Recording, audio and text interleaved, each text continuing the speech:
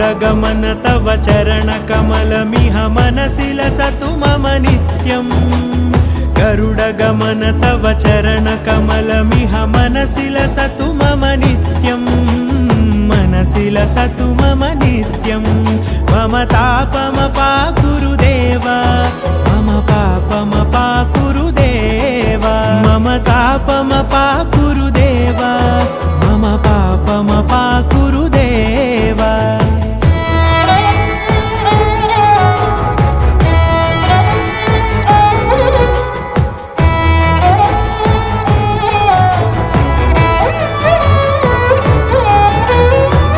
जनयन विधि नमुचिहरण मुख विबुध विनुत पद पद्मा